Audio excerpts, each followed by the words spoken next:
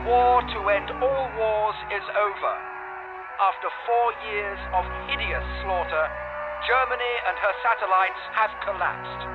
This is Percy McCallum for the British Radio Corporation, broadcasting live from the Great Palace of Versailles. There is jubilation across Europe as the deadly guns of battle fall silent. Defeated German troops struggle home across the shattered countryside to find their once all-powerful Kaiser has abdicated and fled his homeland. Every one of the enemy monarchs has fallen before the power of the great democracies, and a new day of liberty dawns. Now here, in Paris, the victorious Allies gather to make peace. The fearful rites of war must give way to the gentle arts of diplomacy. Great men of integrity and honor are here. Their task, to make a future war impossible. Their challenge, to forge a world where charity and compassion rule the day. Georges Clemenceau, the Tiger, Premier of France. The Prime Minister of Great Britain, David Lloyd George. And Woodrow Wilson, President of the United States, greeted here as a savior with his vision of lasting world peace. And so, in conference halls all over the city, the great work begins to create a new world order. France will have territory, she will have treasure. I speak for the nation which, more than any other, has fought and bled. I speak for the nation which, more than any other, has brought victory over our barbarous foe. I speak for France. France declares that never again will she suffer invasion of her borders. Never again will she submit to the destruction of her countryside and the slaughter of her citizens. To this end, she will have justice and security on her own terms. Then, and only then, will France grant peace. France is great, her voice is loud, and her glorious people will accept nothing less.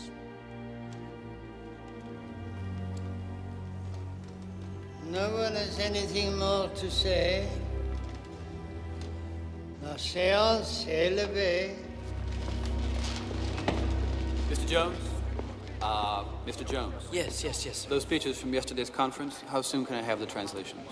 It'll be on your desk by 4:30, sir. Fine. Ned? Henry. By all that's wonderful. How long has it been, a year? Nearly 2. I just got a job with the American delegation as a translator. Pays not much, but it's interesting work. So here I am helping Arabia and Prince Faisal become a free nation. Well, that's great, Ned. I tell you, colonialism is dead. There must be dozens of countries competing to become free nations. I hope so, for Arabia's sake. Oh, Mr. Lawrence, may we be so presumptuous as to ask for your autograph? Why, yes, you may.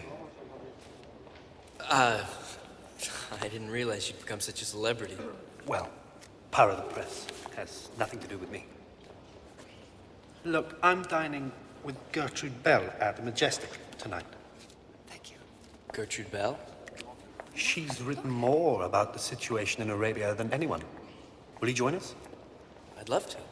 Excellent. At 7:30 then. Great. Henry, this is so good. So I took my discharge from the Belgian army. I just decided it was time I quit being a spy. Well, in your last letter, you talked of going to college. Well, my boss says there's a chance of a job in the State Department, so You're going to be a diplomat. maybe. Oh, Henry, beware. The snares and delusions of diplomacy are not to be embraced lightly. As Arnold will tell you. Everyone, please, do you know Arnold Toynbee? If I may say, our most distinguished historian. Arnold, this is Gertrude Bell. A great pleasure. Mr. Toynbee. And my friend, Henry Jones. Pleasure to meet you, sir. How do you do? But Arnold, please.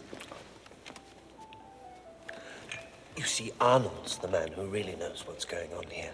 I wouldn't say that. He's part of the official British delegation, unlike people like me. I've been out trying to catch sight of the German delegation. Oh, really? They're due in tonight. Nobody's seen them. Don't be trying to sneak in the back way. It's true. The feeling against them is frightening. I read the newspapers. I've seen the demonstrations as well, and my fear is that we do not have statesmen with enough courage to resist the public demands for revenge. I don't know. I've been watching our president. No, really, he's a fine man. He's a fine man obsessed with forming his absurd League of Nations. And meanwhile, he's giving way to every bloodthirsty demand. He's completely outwitted. Clemenceau, a dinosaur, baying for blood. Lloyd George, a politician with no vision or morality at all. There's just been a war. The worst war in history. People have fought and died. You can't just expect that they'll turn around and forgive. You can't just wipe your enemy out.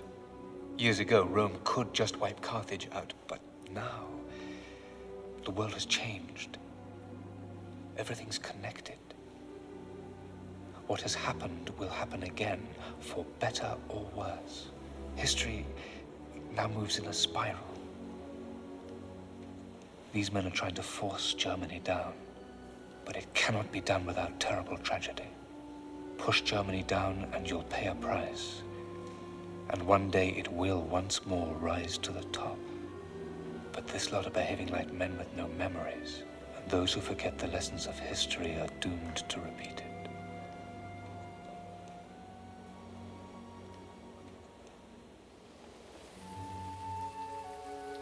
Those who forget the lessons of history are doomed to repeat it.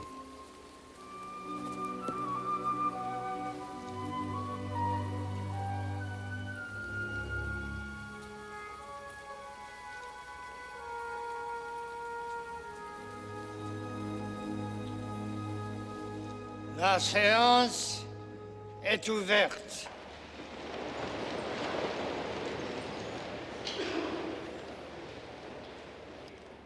His Excellency, the President of the United States.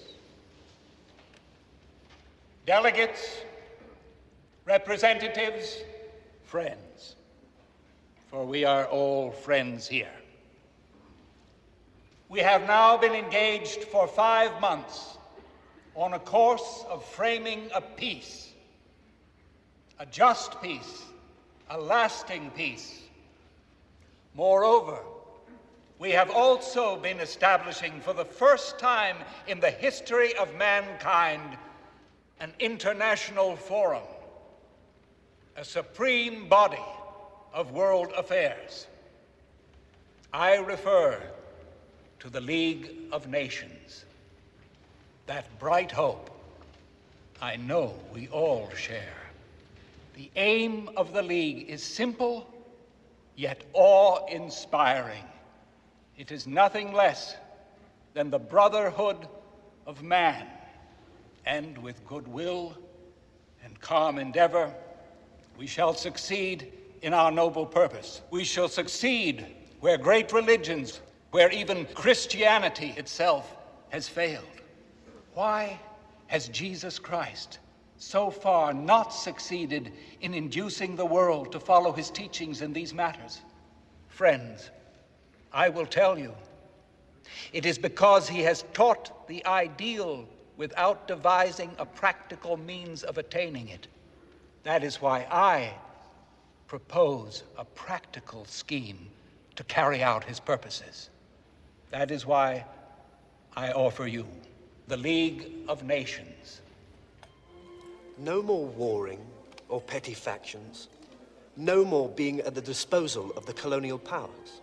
But one Arabia, independent, united, under the rule of Prince Faisal. Now, how does that sound? Sounds great. It sounds very well. Unhappily, the French have other ideas. France was to have Syria, Britain, Iraq, and the oil fields. Well, the war is over, and now the French are insisting the agreement be honored. Now, when did the French know anything about honor? Ned, that's unworthy of you. Yes, all right, I'm sorry, but it makes my blood boil. We promised independence to Faisal. I promised. And now they tell us... Oh, come on, Ned. Don't play the innocent. You knew about it all along. So, that's the hitch, Mr. Jones. An equivocal promise to a desert chieftain versus a solemn agreement between two great imperial powers. You see, there's no such thing as the Arab nation. No Arab feels part of it. He doesn't even think of himself as an Arab. What is he? A man from Damascus, Mecca, or Baghdad. A member of a particular Bedouin tribe. A Kurd, a Sunni, a Shiite. He can be any of these things. But an Arab, never. At least, not yet, I'm afraid. He will be one day. I'm determined to make it happen. All by yourself, Ned? Your view is too narrow, too personal. Too personal? What other view is there? The statesman's. The statesman's? Oh, God.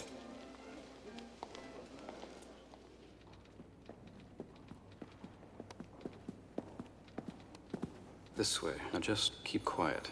The president says he needs a record. With these two, he likes everything to be written down. Mr. President. Gentlemen. Gentlemen, I have to tell you, this is not the most important problem we face. Oh, it's a waste of time discussing this. The future of Arabia is settled. France and Britain made an agreement. Well, I wish it were as simple as that, you see. But Britain also made a promise to Prince Faisal. I am sorry that cannot be helped. Well, it was a promise. Which we knew nothing about. And let me remind you, Prime Minister, that you will get Iraq and the oil fields. And let me remind you, sir, that France's contribution to the victory in Arabia was negligible. Negligible? Gentlemen, this is a pointless argument. I believe there's a matter of principle involved here. England and France have made a secret agreement. It is my passionate conviction that secret agreements belong to the past. Mr. President. You have both accepted my 14 points. We must have open agreements, openly arrived at. You've pledged yourself to these things. Very well. The answer to this problem, therefore, is simple. We go and consult the people themselves. The people? Exactly. The people of Arabia. We ask them what it is they want. Ask them? Yes. Yes, I see. And what form would this exercise in democracy take? I am proposing a commission. It will be their job to go and thoroughly investigate the wishes of the people of Arabia and to come back and report. I understand, yes. Well, it's a brilliant solution. Don't you agree?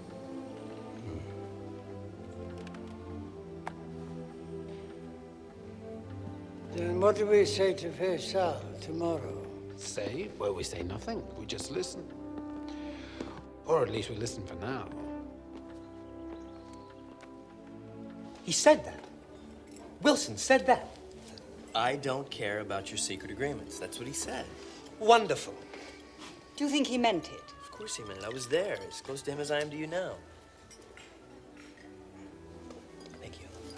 And the others? I mean, Lloyd George, Clemenceau? They just took it. They had no choice. But what will happen about Faisal? They'll listen to everything he says. Henry, you're priceless. What a boon it is to have a friend at court. Is this idea of a commission? Oh, who cares about a tuppenny-halfpenny commission? The president does. Let him. A commission will take months, years even. The real decisions are being made now, which leaves the field clear for us and what we say. No, Ned, you're wrong. You have to wait for the commission. That's what the president means. Wilson's an idiot. We'll run rings round him. But what if the others don't listen? They'll listen. I'll make them.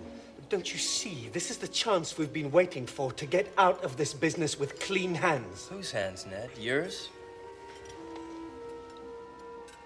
Yes. Mine. And why not mine? What are you scowling for? I'm not scowling. I just think... You think? What do you think? Some vacuous cliché of Woodrow Wilson's? Ned. Some Christmas card motto parading as wisdom?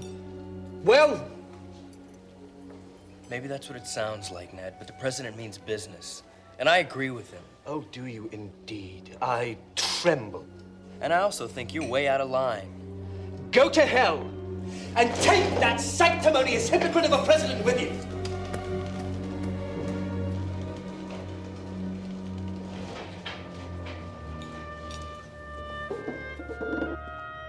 Sir, excuse me, sir. May I speak with you for a moment?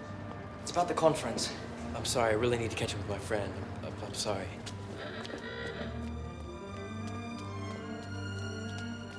Ned! I just didn't want you to Henry, think that... don't. And don't, whatever you do, apologize. It's me who should be doing that. My behavior back there was unforgivable. I just thought you might be mad at me. Mad? Oh, I see. You mean angry? No, you didn't make me mad. It's just that I become a little cynical. And it doesn't mix too well with your idealism. You're probably just tired. No, we're all tired. Tired and disillusioned. All except you, Henry.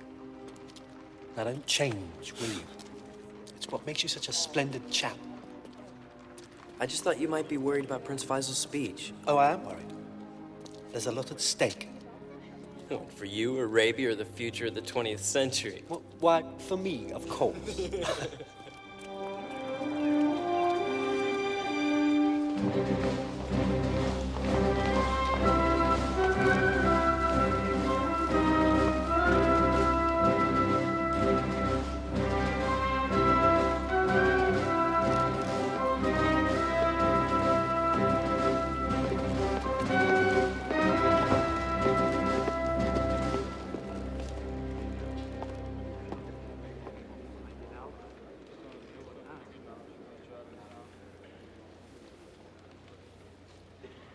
Is it your intention, sir, to speak to us directly or through an interpreter?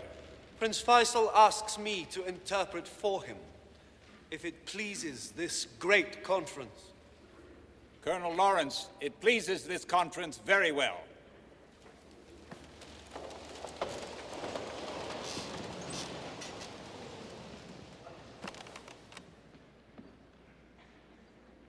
أنا أتكلم باسم الفرسان الذين حملوا راية العرب في الصحراء الكبرى.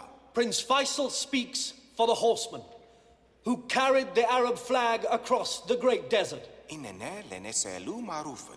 We do not ask for favors, ولكننا نريد العدل فحسب. merely for justice and the fulfillment of your promises. We fought for the unity of our nation and the right to rule ourselves. وإننا نذكركم أننا جميعا نتكلم لغة واحدة. We remind you, we speak one language. وأننا أمة واحدة. We are one race. إن أرضنا يجب Our lands must not be divided and given as war booty to this or that colonial power. We did not overthrow the Turk to be enslaved again. إن أمتي كانت أمة متحضرة في الوقت Prince Faisal says, my people were civilized when every other country here was populated by barbarians. يجب أن تتذكروا هذا. You should remember this. ولتتذكروا أيضا ما وعدتم. Remember too what you promised when you needed us. Liberty and independence in exchange for our help in the great battle.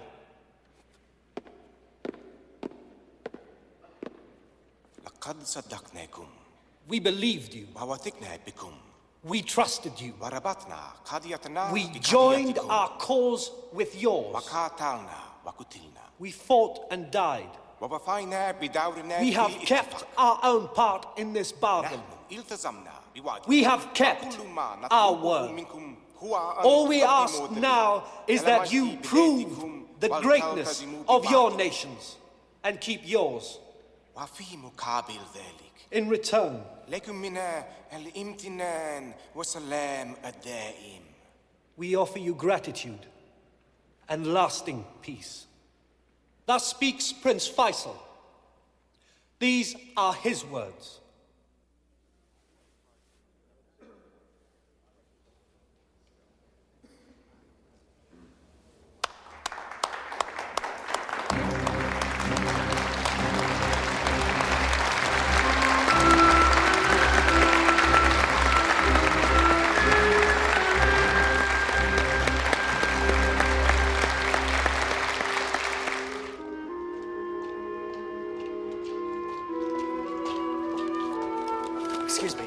Sir, do you have a moment? May I speak with you, please? I saw you the other evening at the restaurant. The rest? Right. You were the waiter. The waiter, yes. Sir, I'm sorry. I realize you must be very busy. But if I could just have 2 minutes of your time. Well, I really need It is important. Please. I am working in Paris as a pastry chef. Sometimes as a waiter as well. My name is Wen Ai Kwok, sir. I am Vietnamese. Tôi đã đến Aquaon đặt là đến. Ông nói tiếng được tôi. Not very well, I'm afraid.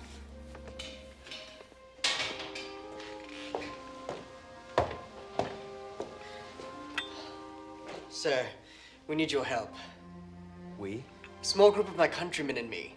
We are a delegation of patriots. We have written a petition. Is this it? For weeks now, we've tried to present it. No one will hear us. No one will even receive it. That is why I come to you. I'm sorry, Mr. Wynn. I know you can do this. I heard you in the restaurant. You are close to President Wilson. I know that you are a very important man. I'm just a translator. I just happen to be president. We have tried everywhere. No one will listen. All the doors shut in our faces. All we ask for is assistance. Please.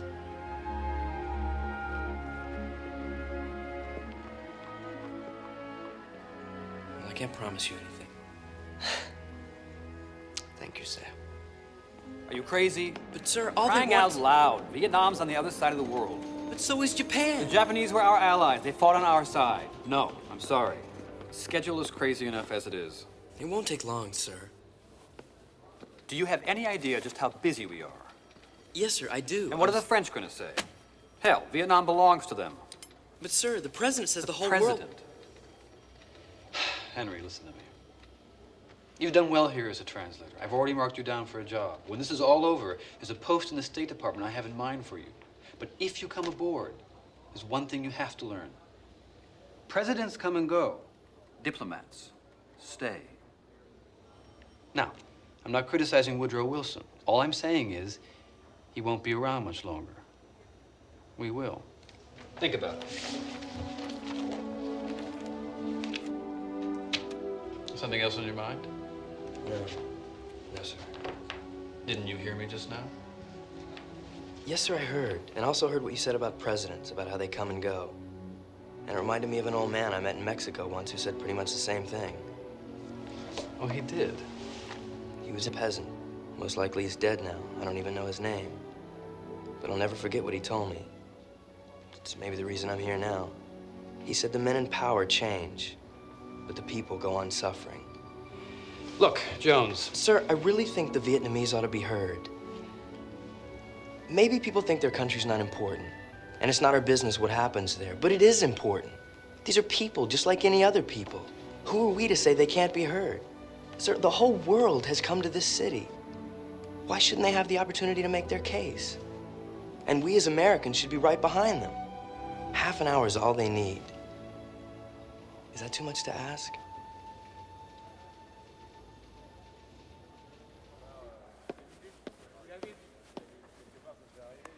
All right, when you get in there, keep it simple. Concentrate on the American. He'll listen, so speak mainly to him. We understand. Thank you, sir. Chào con, my man. Come in.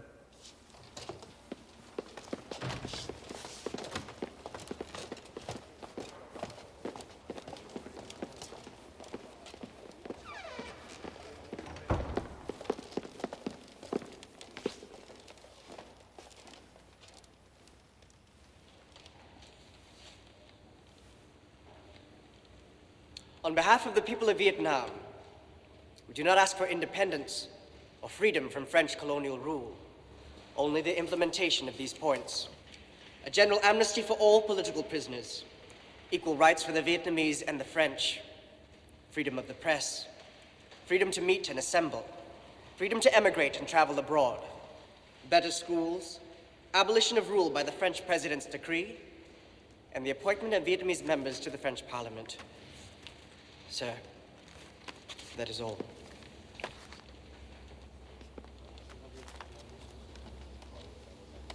Thank you. Your petition will be considered. Any questions? Monsieur Bertin.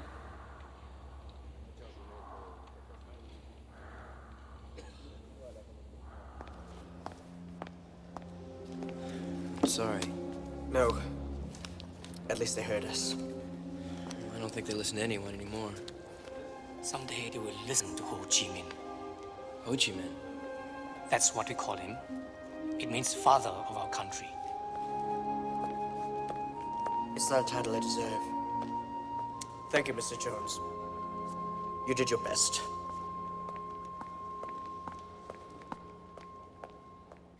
But they didn't even listen. The Frenchman went to sleep. It's what I've been telling you. The real decisions are being made in private. The colonial powers are simply carving up the world. But the Vietnamese don't even want to rule their own country. All they're asking for is to be represented in the French government for basic equal rights. Henry, Wilson aside, nobody here is interested in people's rights. It's just not fair. It's not about fairness. It's about power and greed. Well, then why did we fight in the war? Why did so many people die? Are you saying that it was all for nothing? No. No war is for nothing. But when it's over, it turns out to be something quite different from what was believed at the start. And the result is never intended to be what it is. Arnold, Henry, have you heard? The German delegation is arriving. Well, what in the world's taken them so long? A classic piece of French diplomacy. They stopped them at the border, then they took them on a very long, slow train journey through the worst parts of the battlefields. The ruin, destruction, they made them look at all of it. That must have been grim.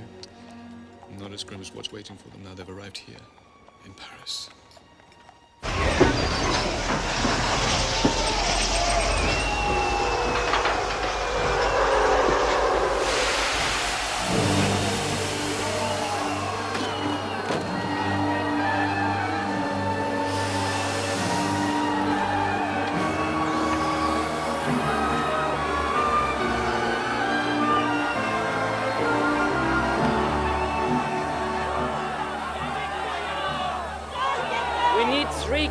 Can you take us to the Hotel Balzac? What? Germans come!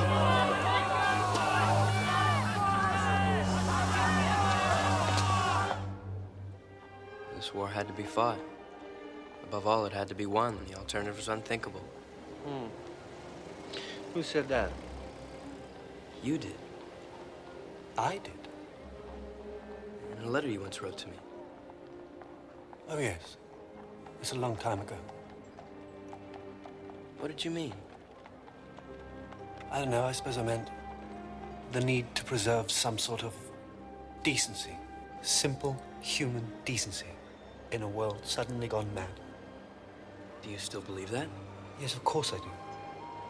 Was it sane again? I don't know.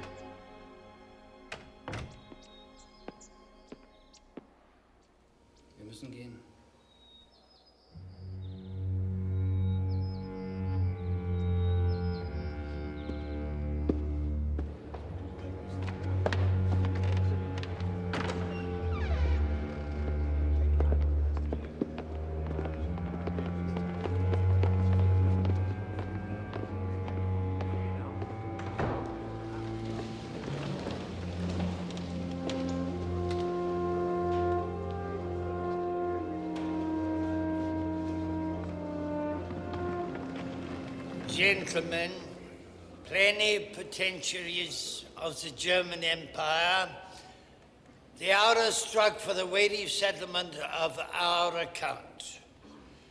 You have asked for peace. We are disposed to give it to you. Does anyone wish to speak? Very well. Gentlemen, we shall study this document. And when we have determined our position... There is nothing to determine. The position is clear. I mean, when negotiations begin. Negotiations? There will be no negotiations. We have given you terms, and you will sign. Are we not even to be allowed to respond to these demands?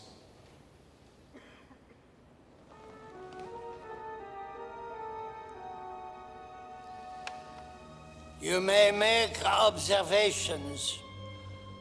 You have 15 days. After that, you will sign.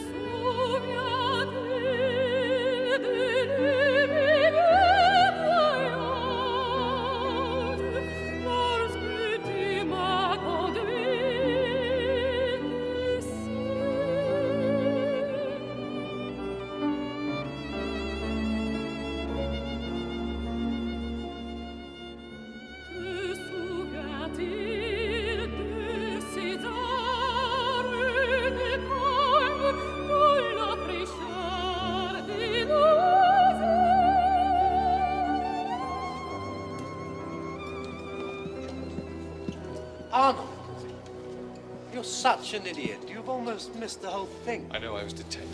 Have a drink. It's exactly what I foresaw. Wilson's given way on nearly everything. A slice of Austria for the Italians, a wedge of China for the Japanese. He came with 14 points towards world peace. Well, he's abandoned just about every one of them. That's true, then it's tragic. Tragic?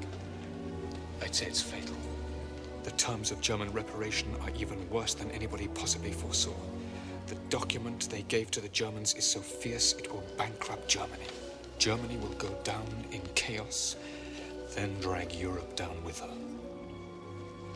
Mr. Jones, the war you've just fought in, which your friends died in 10 or 20 years, we will fight over again. The worst thing in the document is this. They're insisting on war guilt. Yes, the Germans have to say the whole fault of the war was theirs. That's madness. But of course. And I tell you frankly, if I were a German, I'd refuse to sign.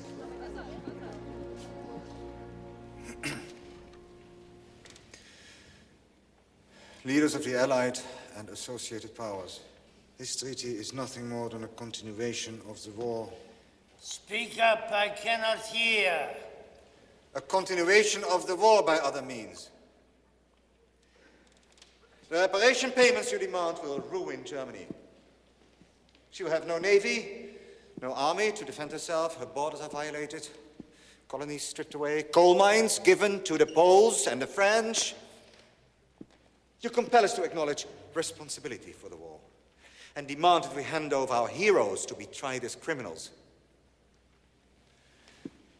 President Wilson, Germany laid down her arms according to the principles of your 14 points. This treaty here breaks every one of those points.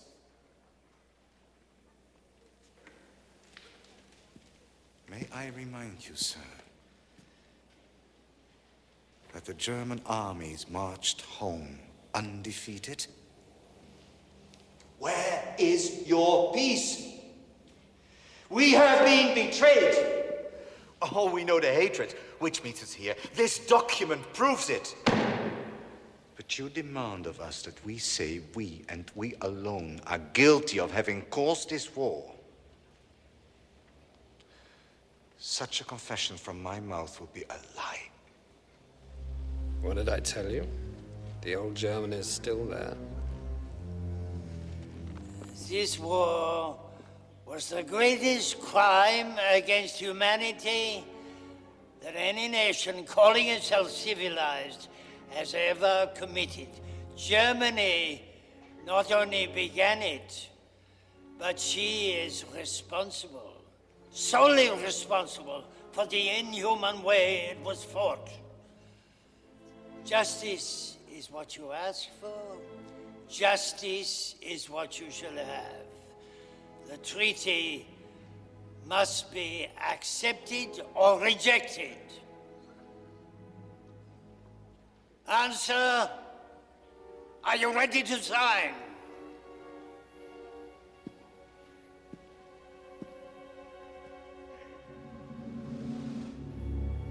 Yielding to overwhelming force, but without abandoning its view. Speak up, I cannot hear. This is shameful. Of the unheard of injustice of the terms. Speak up. The government of Germany declares it is ready to sign.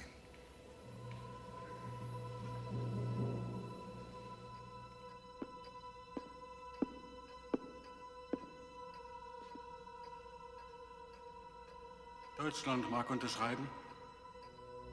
Ich kann nicht. Ich will nicht.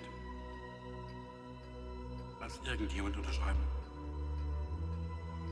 Ich überlasse es dir.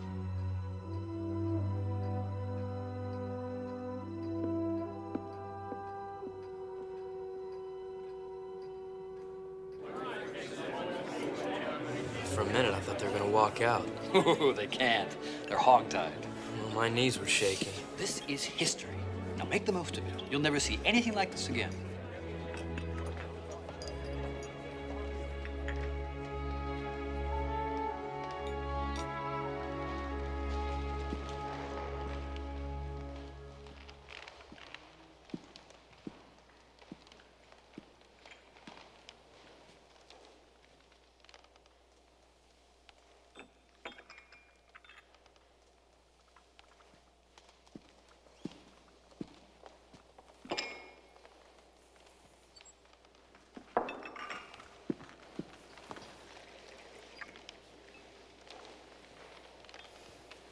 Thank you. My pleasure. You were at the hotel the night we arrived. Yeah. Sorry about what happened back there. We were expecting it in the streets, but not here. Why do they insist on humiliating us? I guess so you'll know what they've suffered. So you won't forget. I fought at Verdun. I shall never forget. I fought at Verdun, too. You know then, but I wonder, do they? Maybe in the future. The future? We shall have no future if those old men have their way.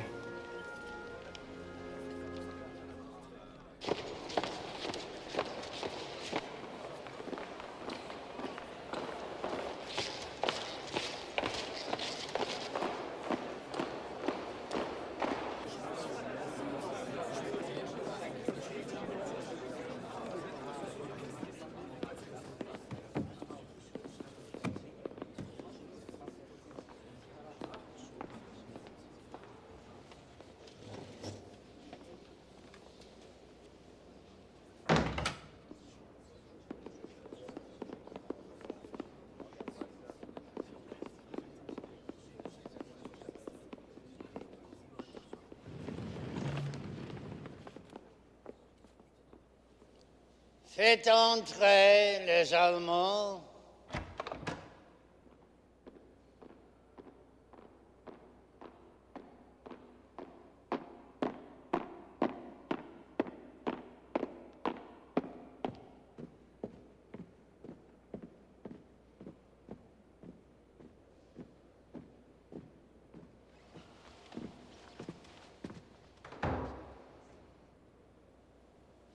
We are here to sign a treaty of peace.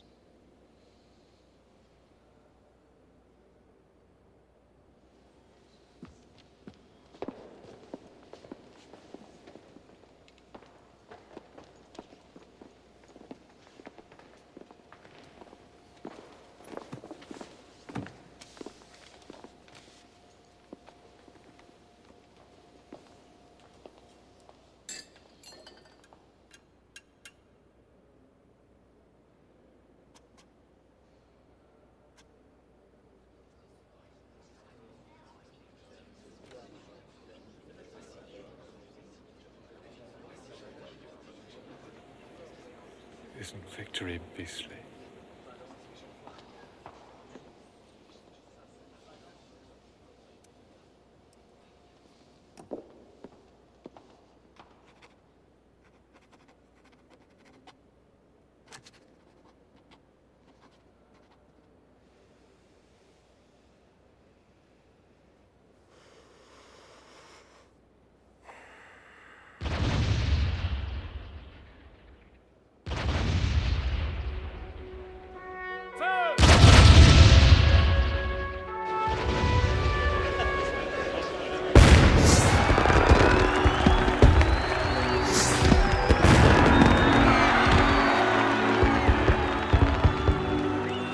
This is the end of it.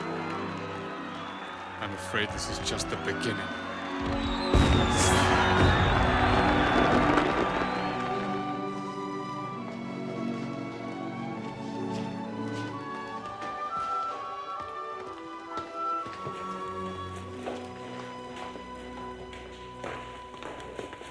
Leave that. Get your stuff. We need it again. Weren't we going to send a commission? Quite right, sir. We were and we shall. But the Middle East is highly unsettled. Things are very volatile there. In our view, it's imperative that we make a firm decision now, sir. I can't answer for the consequences otherwise. You agree? Obviously.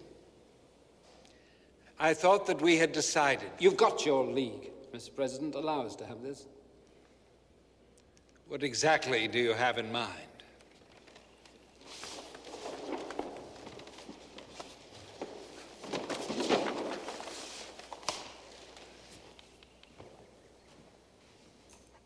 Now, our line will run here.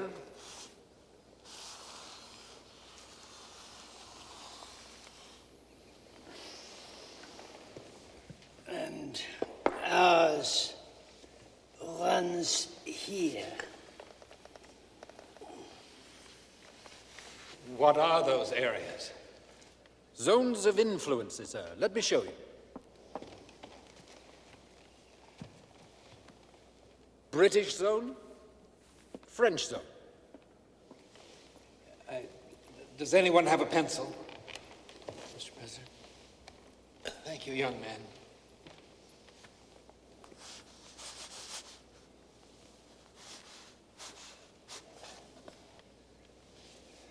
I see. Splendid. I take it we're all agreed then. What about Prince Faisal? Oh, I dare say we'll find him something.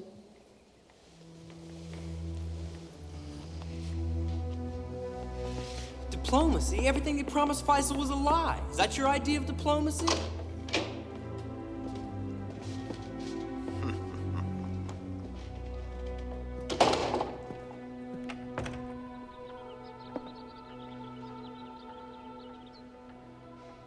Mr. President? It's finished. No one is satisfied. Makes me hope we've made a just peace. So what happens with Prince Faisal? Maybe they'll give him Iraq. That's Gertrude's plan. She says she'll move heaven and earth to get it for him. So what will you do? Go back to England. Vegetate. Starve, I imagine. You won't starve, unless you want to. Henry, you're right, of course. And you? A glittering career in diplomacy. Ambassador to the Court of St. James? I turned it down. I'm gonna go back home, go to school. School? University. I'll study archaeology. Oh, that's fine. God, I envy you. I don't know. It's pretty scary. It's been 3 years since I left, so... And what 3 years? A lifetime. Well, I should get going. So long, Ned. Goodbye, Henry.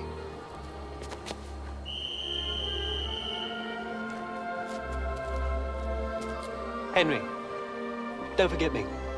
I won't forget you.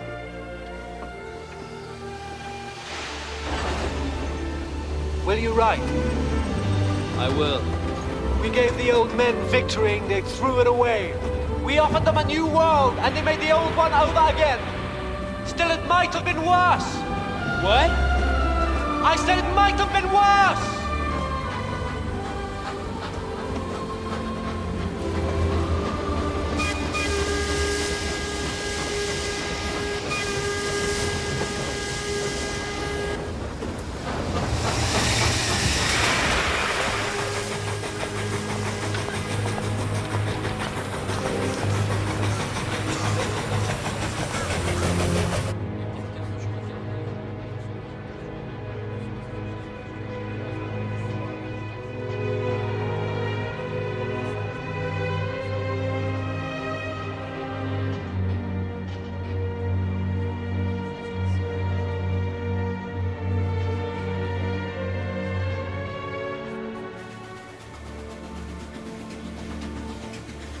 Did you fight?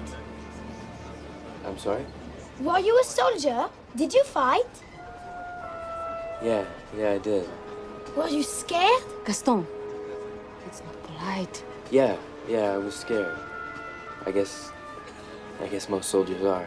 My father wasn't scared. He was brave. He got a medal. Look. It's great. Did you get a medal? Yeah, I did. Can I see it? I don't have it on me right now. One day, I'm going to have a medal of my own. Really? When the next war comes. What if another war doesn't come? Don't be silly. Of course there'll be a next war. Who will you fight? The Germans, of course.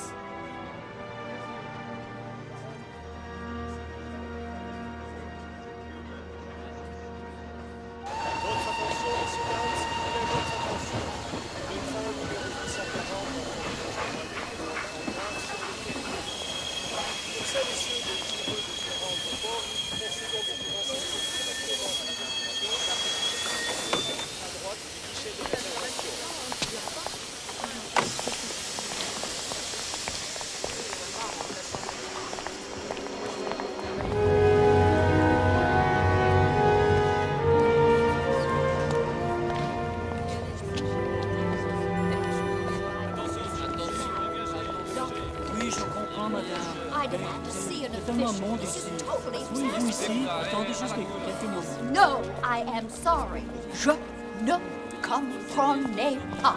Oh, goodness. Amy, we must find someone who can speak. Excuse me. Ma'am, can I help? He doesn't speak English. C'est quoi le problème, monsieur? Ses bagages, quoi. Ça semble penser qu'on a volé ses bagages. I'm sorry, ma'am. He apologizes for the misunderstanding, but your baggage will be sent to your cabin. I'm gratified to hear it. I'm obliged to you, young man. Thank you. Sure. Ah, now, here you go. Thank you. Come along, Amy. American women. C'est impossible, non? Hello.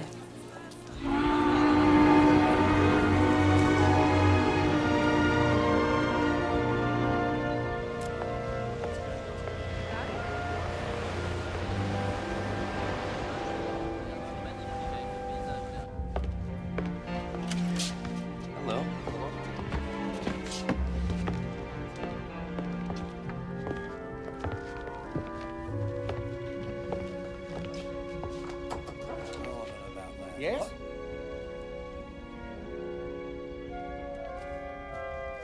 Excuse me.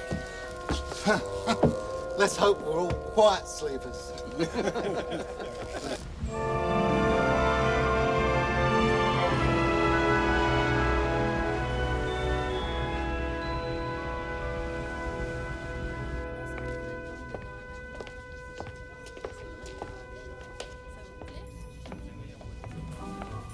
Hi. Good afternoon, Mr. Jones. Henry Jones. Yes, Mr. Jones. What can I do for you? I was wondering about dinner. You are down for the second sitting. Perfect. Now, about the seating arrangements. But of course, Mr. Jones. So am I, but I think he's Hello. Oh, this is something of a surprise, Mr. Jones. Pleasant one, I hope, Mrs. Wharton. Very pleasant. A wonderful coincidence, I guess. And how long was your stay in Paris, Mr. Jones? Just a couple of months, ma'am. I was with the American delegation during the peace treaty negotiations. Oh, perhaps you know my husband, Mr. Thomas Horton. He is first secretary at our embassy. Oh, no, ma'am. I was just a translator. Actually, I was there for 3 years.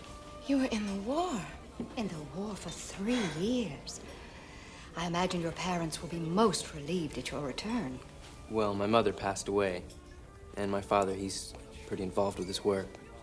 What sort of work would that be? He's a professor of medieval studies at Princeton. Well, I do not doubt he will be happy to see you. Happy? I'm sure he'll be tickled to death.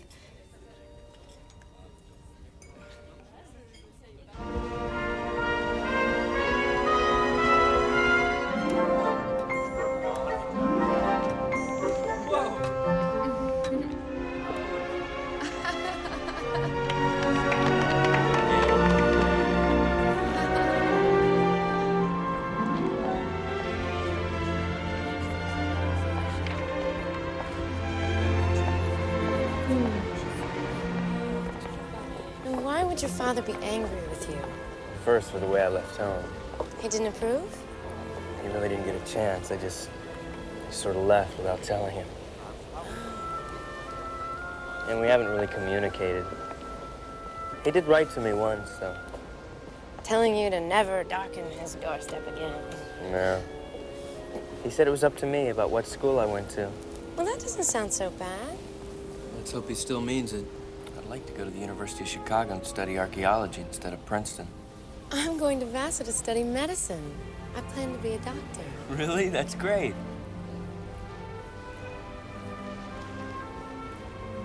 And don't worry. I'm sure that deep, deep down, your father hasn't changed one bit. That's what I'm afraid of.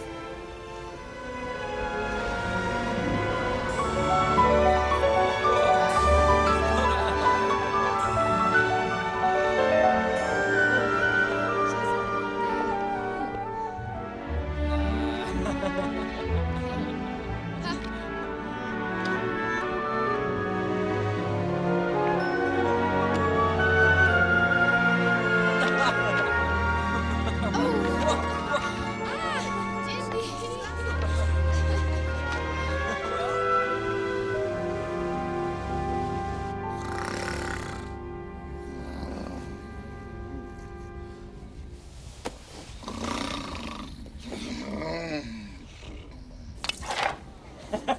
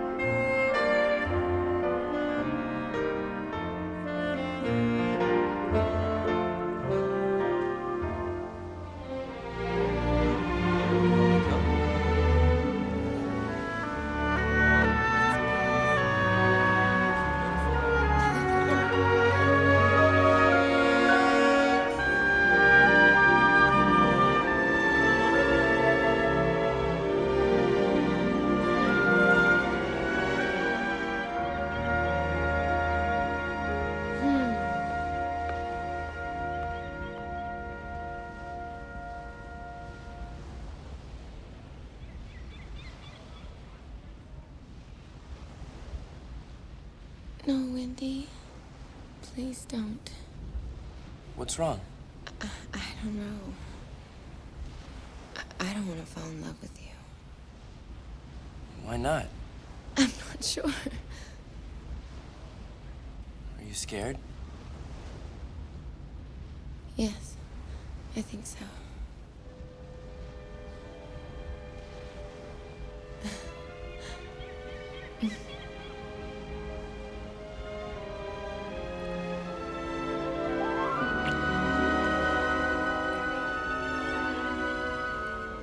But why shouldn't I go on seeing him, Mother? What's wrong with him? To begin with, I'm not at all sure your father would approve. Oh, nonsense, Mother. Daddy would love Indy. I know he would. Indy? What sort of name is that? It's short for Indiana. And you haven't answered my question. Amy, this young man has just been through a war. Now, I realize that may seem glamorous to you. He fought in a war to end all wars. He fought for the right reasons. War can do terrible things to a person, especially when he's young and impressionable. Drat. Who knows what dreadful things he has seen or even done? I know that, Mother. I'm not a child. Maybe not. But you still have your whole life in front of you. My dear, I just don't want to see you make a terrible mistake, one you'll live to regret. But I like him, Mother. I really, really like him.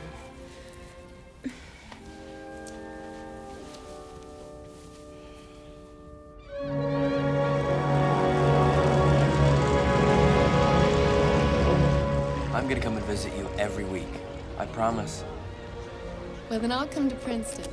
And that's a promise, too. And we are going to keep our promises, aren't we? Yeah. Yeah, we're gonna make this work. We're home. Yeah. We're home.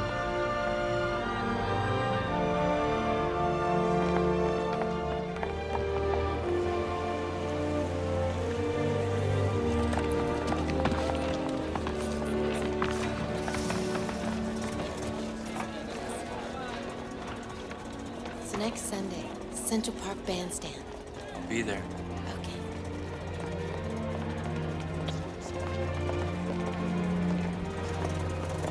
Bye. Bye-bye.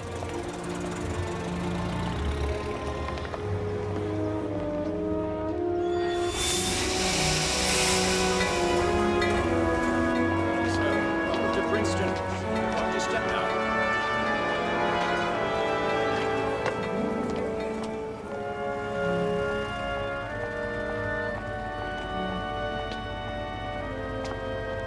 Go. Oh, thanks very much, sir.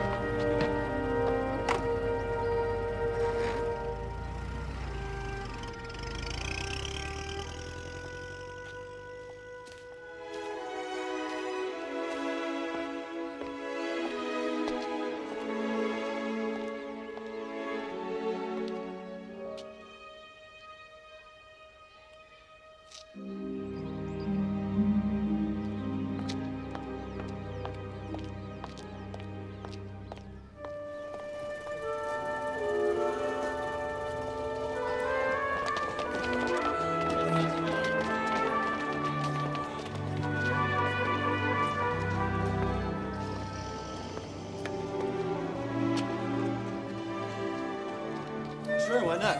Maybe later we'll get to do a little spooning. You know what I mean? Are you saying you've asked Annie and Mabel? Well, you know what they say, fellas. 2 birds in the bushes are worth 1 in the hand. Golly, Charlie, you sure are something.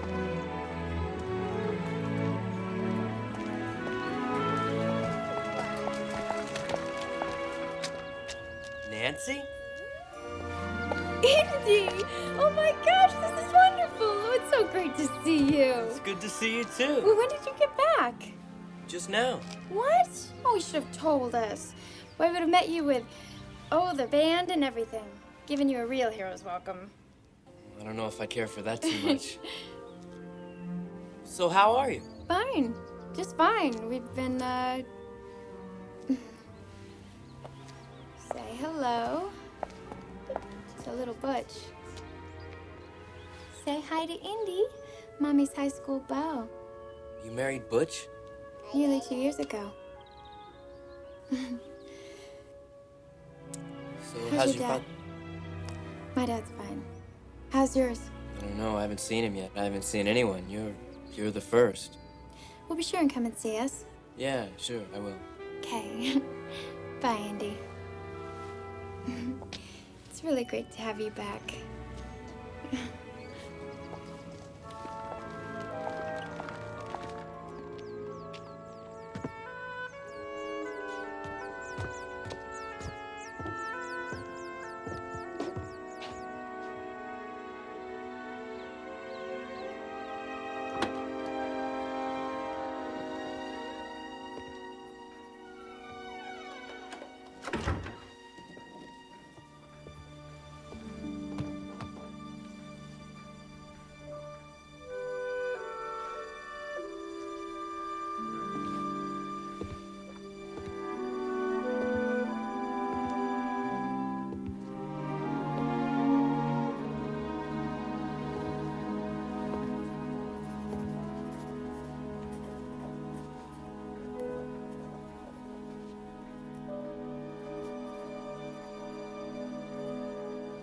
Well, I see you're back from your little adventure. Your room is as you left it. And Junior? Yes, sir. Dinner is at 7:30. Sharp.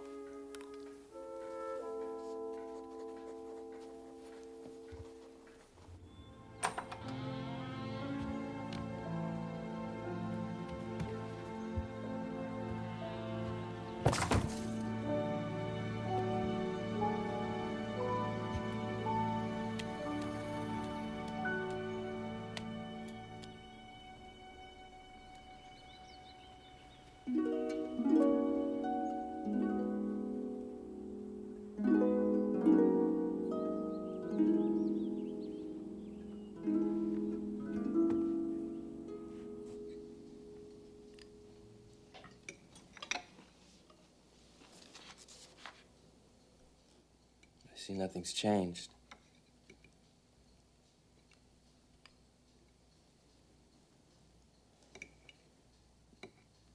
It's good to be home.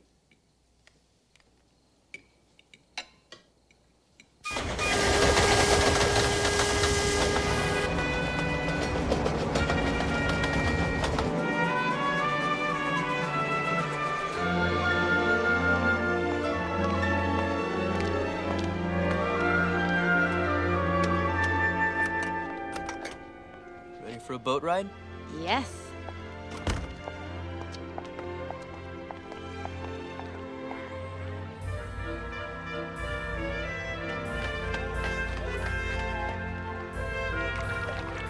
Was it really that bad? It was worse. It's like I never even left. So what will you do? He was a physics professor at Clark University. He used to be at Princeton, so he's spending his summer there. I got a job as his lab assistant. I can make some extra money for school. I don't know, at least it'll get me out of the house. Won't your dad help? With school? I mean...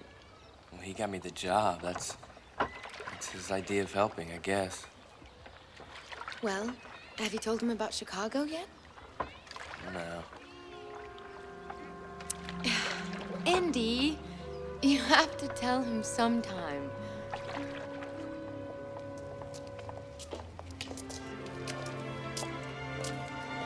I'll start my new job tomorrow. So I guess I'll see you next week. Okay.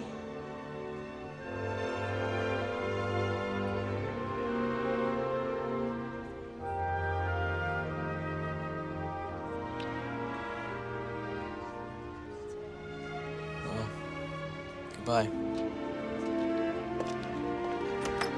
Indy, you really should speak with your father.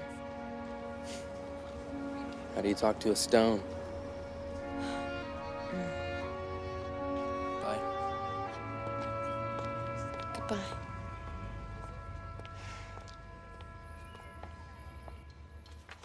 Amy, I'm not at all pleased. You will oblige me by not seeing that young man again. Why? We weren't doing anything. One of the Rockefeller boys called on you again today. This boy from New Jersey is just not suitable. Not suitable? For heaven's sakes, Mother, this is not the 19th century. I'm sorry. I've made up my mind. Whatever you say, I'll still see him. You will not. I will.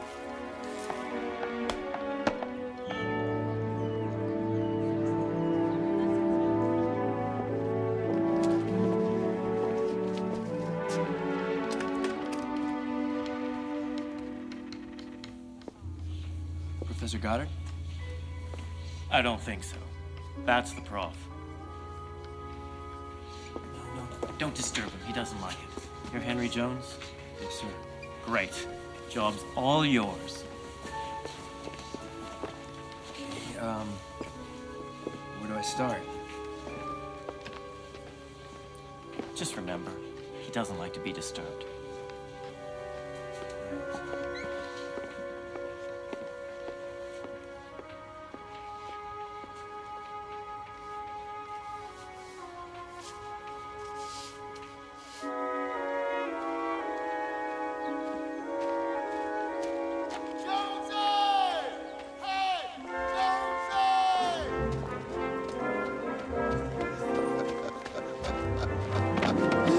Hey, buddy. Where you spring from?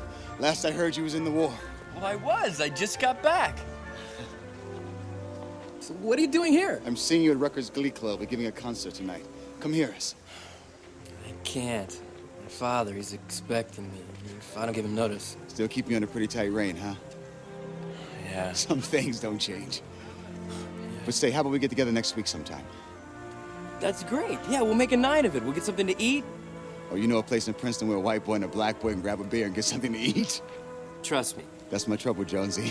I always did. It's good seeing you. You too.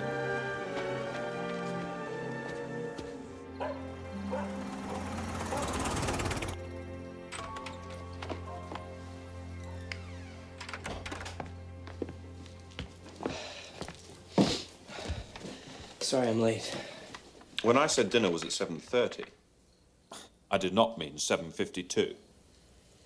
Sorry. It'll never happen again.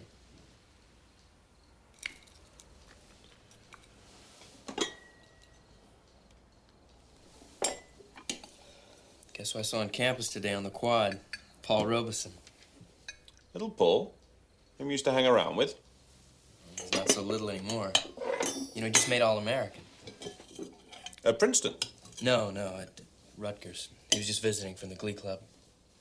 Still, there's no question that Princeton is the right school for you, Henry. Listen, Dad. I've already spoken to Dean Daly in admissions.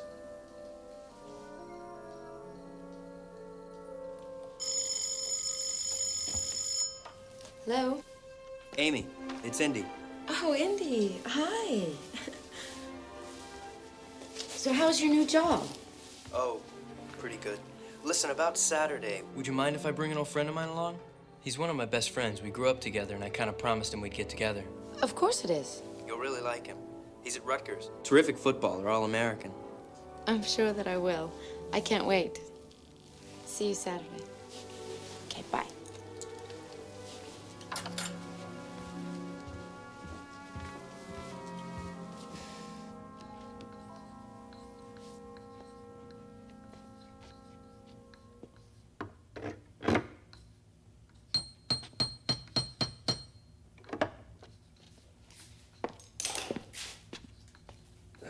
All finished. Good. Same time tomorrow, then.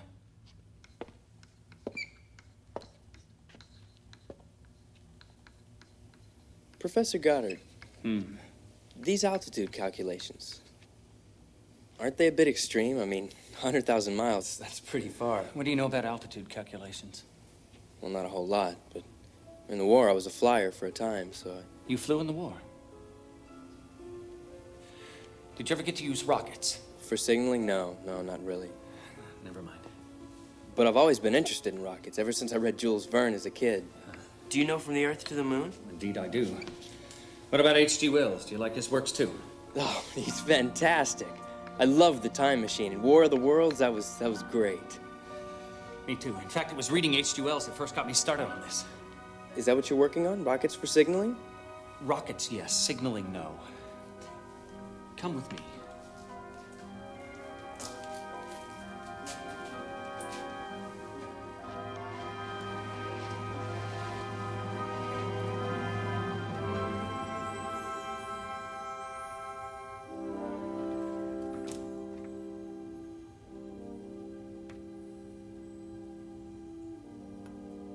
How does it work? How long have you got?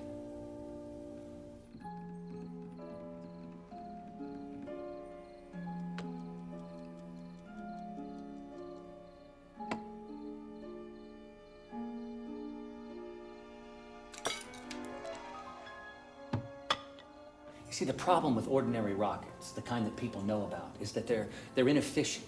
They can rise, but not very far. Because the fuel it carries is only a small fraction of the rocket's total mass. Exactly, but this rocket is 30 times more efficient. How do you achieve that? Well, in 3 crucial ways.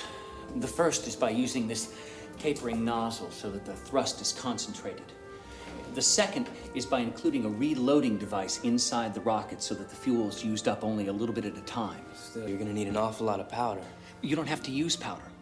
A mixture of liquid oxygen and kerosene works much better. Liquid fuel? Right. Well, how do you retrieve it? Simple, by fitting it with a parachute.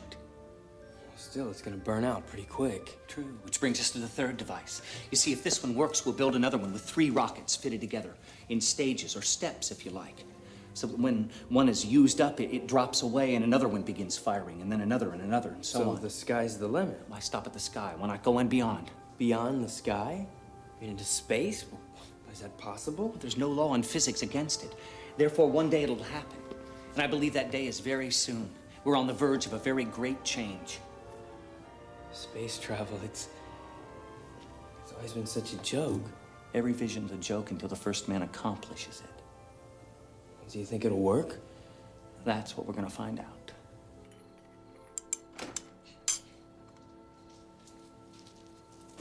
Sorry, Dad, I got tied up at the lab with Professor Goddard. It was really interesting. Enough.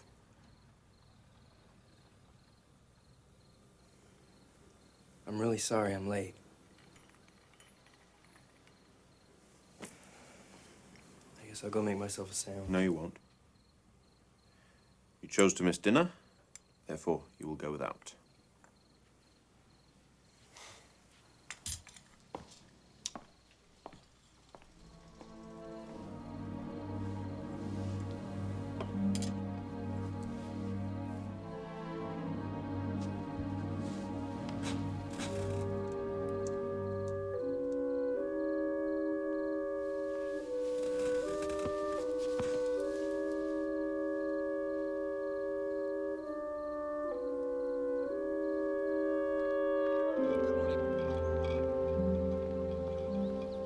Is there anything interesting in the paper? Not much. President Wilson is sick again.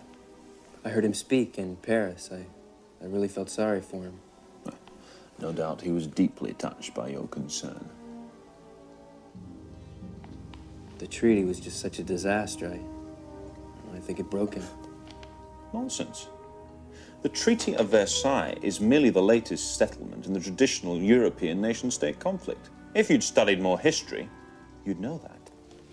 I disagree. You disagree? You think this bizarre idea of a League of Nations can ever work? I'll tell you, it's a fantasy. Congress will never vote for it. Junior, the nation-state grew out of the city-state, which realized itself through conquest and expanded through colonization. Think of Athens, think of Sparta. The logical result was empire. Think of Alexander, think of Rome. Now, what just happened in Europe was that the German Empire attempted to expand. It wanted territory, colonies, and the only way to get them was through conquest. As a result, the Russian Empire, the British Empire, and the French Republic, which is an empire in all but name, combined to crush it. Russia fell, but Britain and France, with timely American assistance, smashed Germany and restored the balance of imperial power. Now, that is why Lloyd George and Clemenceau are statesmen in the grand tradition, and Woodrow Wilson is an impractical dreamer. That is the historical reality, Junior. It'll never change. We gave them victory and they threw it away. We offered them a new world. They're building the old one all over again. Sentimental rubbish. Consider the position of France and England at the end of the 100 Years' War. It's different now. Wars aren't fought by knights in armor who go back to their castles when it's over. There's machine guns and airplanes and high explosives and tanks. The weapons may have altered, not the historical perspective. Oh, Father, you're wrong. There's a real change coming. I know it. I've seen it. Soon there'll be things you've never dreamed of. Oh, really? You're an expert then, are you? I decline to continue this conversation. What? Be silent. No, but Father, we have... Do you hear? I said be silent. You're just mad because I left for the war without discussing it with you. That subject is closed. It's true. Why can't you admit Junior. it? You're still mad at me. And you're gonna go on being mad at me, aren't you? You're never gonna let it go. Henry, for the very last time. No, you'll never change, will you? You can't. You never could. Not even when Mother was alive. How dare you? Not even... How dare you mention your mother to me? Don't even let me hear you speak of her again. Why shouldn't I? You never did one thing to make her happy, and now you're taking it all out on me. You ignorant, ungrateful, unfeeling, young... Unfeeling? I'm unfeeling? No, you're the one that's unfeeling. You never gave a thought for anyone but yourself. You're the one that could never admit to being wrong. You shirked every duty, dodged every problem. Fine, well, at least I admitted it. Why can't you? Took the easy way out, ran away every time. Go on, just for once in your life, admit that you were wrong. Go to your room. No, Father. I'm not 10 years old anymore. You do as I say, son. This instant, go to your room.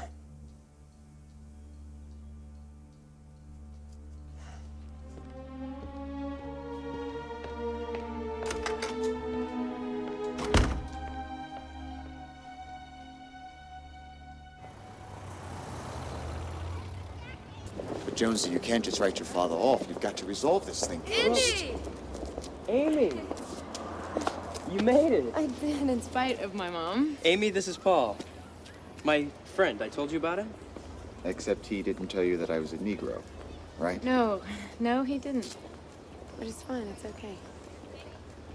I'm happy to know you, Paul. Okay, so what do we eat? We're gonna go. Plan to eat? Indy, that could be a problem. No, it's no problem. I got it all figured out. Come on.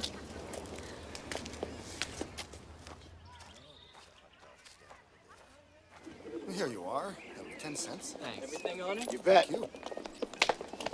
Hello. 3 with all the trimmings, please. Coming up. I miss these. You don't see these in France, times.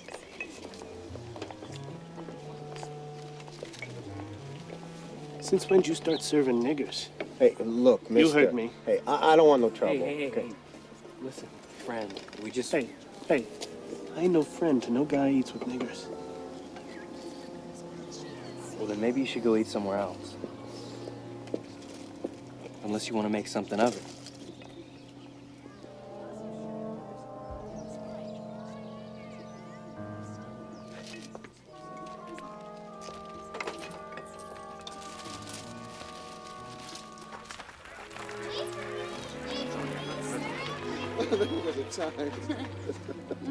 My father had me washing windows for a month. Well, he can't be worse than my mother. I mean, all she wants from me is to marry someone from the Upper East Side, live happily ever after, and have babies. I mean, and as for being a doctor, she doesn't even think that women should vote. Like, my father's still stuck in the dark ages. It's like time just stopped for him. It's like all of those politicians in Europe that continue their long-honored cycle of wars. I wonder if it'll ever change. Politicians never change. You know, in some ways, things haven't changed since the Civil War. I don't just mean for colored people. I mean for the ordinary man. I mean, look around, what do you see? Wage slavery, exploitation. I mean, it's everywhere. Can't go on like this, but it does. You know, change is painful. People will do anything to prevent pain. It's because it's unfamiliar to them. I mean, it's not safe. They have this fear of the unknown. Can't wait for our parents to change. It's gotta be up to us. Maybe I should put that in my speech. What speech? Saturday is commencement day. I'm valedictorian. You're valedictorian? That's terrific! Congratulations! You want to come? You try and keep us away. Paul. Amy, head home. But Indy, No, please, just head home. We'll meet you there. Okay.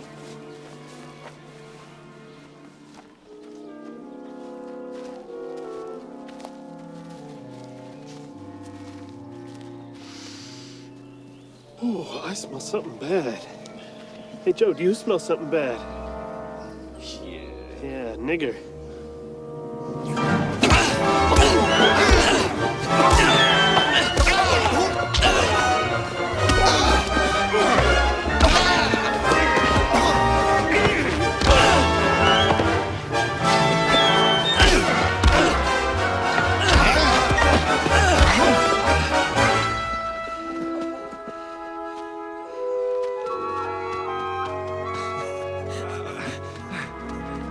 Just like the old days.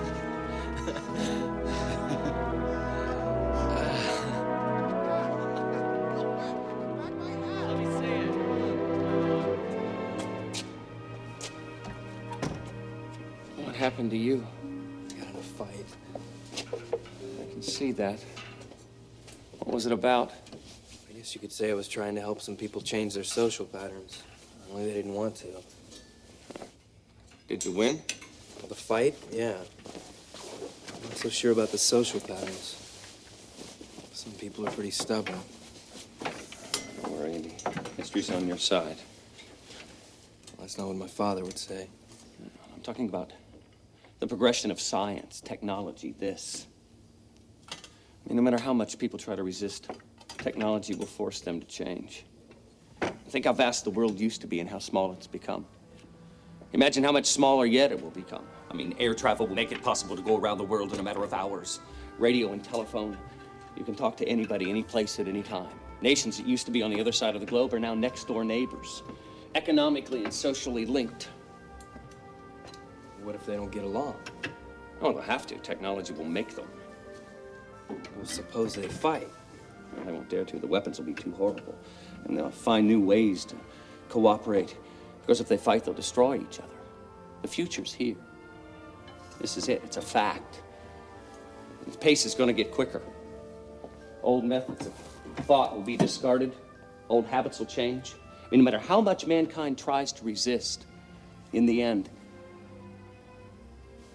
there's no choice. Well, that may work for mankind, but I'm not so sure about my father.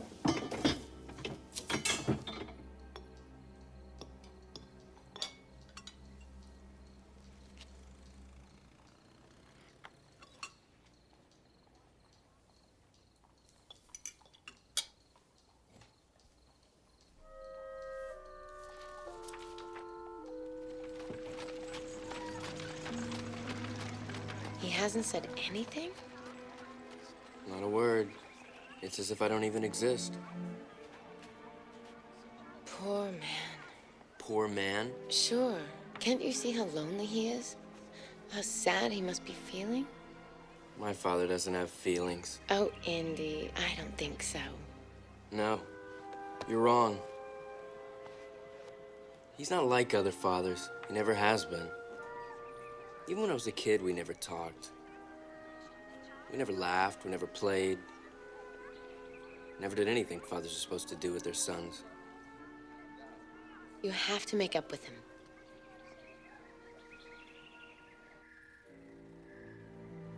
Father, there's something I'd like to say. I'd like to apologize about the other night. The things I said, the way I acted, I was way out of line. And I'm sorry. I guess that's it. We'll not discuss it further. Yes, we will. Yes, we will. We have to.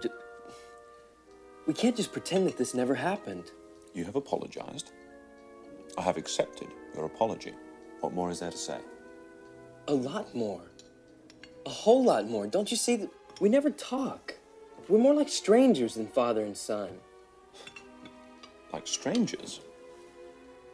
You lie like strangers? It's because we're never close. We're never together. We never have been. Except maybe that time in Athens, but that... In Athens? We went to see the monasteries, just the two of us. Oh, yes. We'd gone to Greece, if I remember, straight after our visit to Russia. And we got stuck in the monastery's wooden lift. That's right. It was the best time I ever had with you. When we finally escaped up the rope, I remember you picked me up, and you just held me really tight. It was the only time I can ever remember you actually hugged me. And it felt great. For a while there, just for that moment. You really were my dad.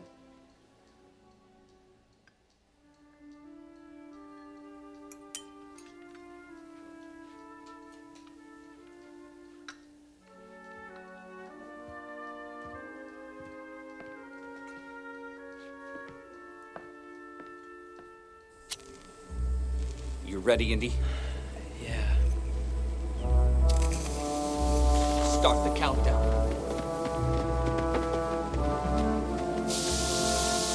5, 4, 3, 2.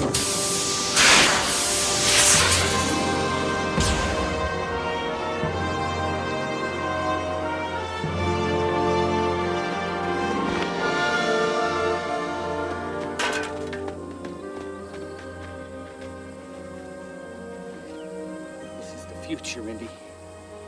And it's here.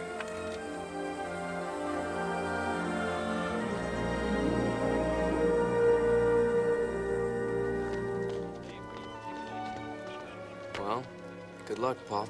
Thanks. I'm gonna need it. You'll be great. I sure hope so. Because I've never been so nervous in my whole life. The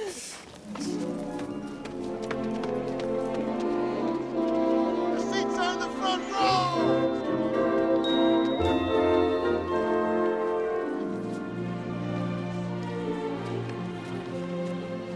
Mr. Robeson, it's very good to see you. Good to see you, Indy. This is Paul's father. Hello. Hello, ma'am. Paul's aunt. And Paul's cousin. It's a pleasure to meet you. Ladies and gentlemen, our class valedictorian, Paul Robeson. Thank you. Ladies and gentlemen and fellow students, this nation has just emerged from a great war in which she has proven true to her trust. Her soldiers have fought and died to preserve those historic ideals of liberty and justice by which America was founded, and those ideals have prevailed. Yet America is still a nation of two races, one favored and one less favored. And so I speak to you today of a new idealism, and I invoke its spirit in the days of change that lie ahead. We of the less favored race realize that our future lies chiefly in our own hands. On ourselves alone will depend the preservation of those liberties and the transmission of them to those who shall come after us. And we are struggling on, attempting to show that knowledge can be obtained under difficulties, that poverty may make way for affluence, that obscurity is not an absolute bar to distinction, and that a way is open to all who wish to follow the way with wisdom and resolution, that neither old-time slavery nor continued prejudice need extinguish self-respect, crush manly ambition, or paralyze effort. I call upon my own race to practice the virtues of self-reliance, self-respect, industry, and perseverance. But I also call upon you, the more favored race, to catch a new idealism, to invoke a new spirit of compassion at the manifest distress of your fellow men. This new idealism asks more from you than courtesy and fair-mindedness. It also asks for your willingness to fight for the great principle that there will be equal opportunities for all. And so, in conclusion, I appeal to all of you to fight for a government whereby character shall be the standard of excellence, where white and black shall clasp hands friendly in full consciousness that we are brothers and God Almighty is the Father of us all.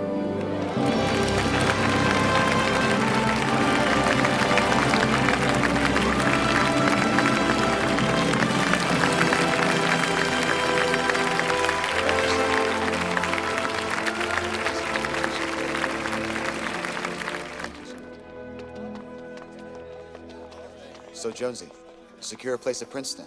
No, University of Chicago. I'm gonna study archaeology. A doctor, lawyer, and archaeologist. Not bad for a start. Well, we better get going. She's got a train to catch. Yes. Thanks for coming. Paul, it was a privilege. You take care of yourself, Jonesy. I will. It was a great speech, Paul. It was a really great speech. You think they heard? They heard. And they'll remember. God willing. Take care of yourself. I sure will. Do the same.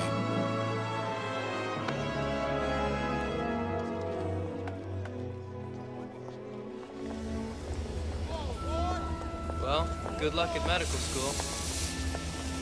So what about us? Well, Chicago's an awfully long way away. I'll come and visit you every week. No, you won't. And you know that. Well, I'll write to you. I will. I'll write to you every day.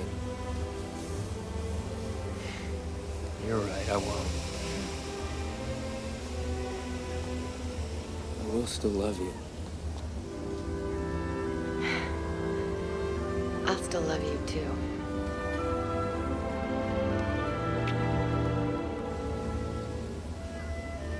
And I really do hope that you get everything that you want. Goodbye, Indy.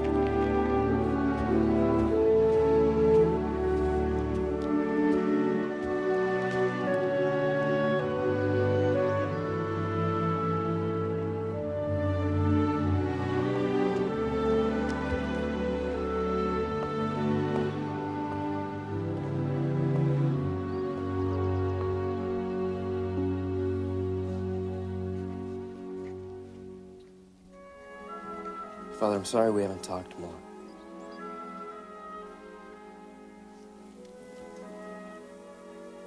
So am I, Henry. Because I know it's what your mother would have liked. And I know, too, that she'd have wanted me to say, I'm glad you're safe.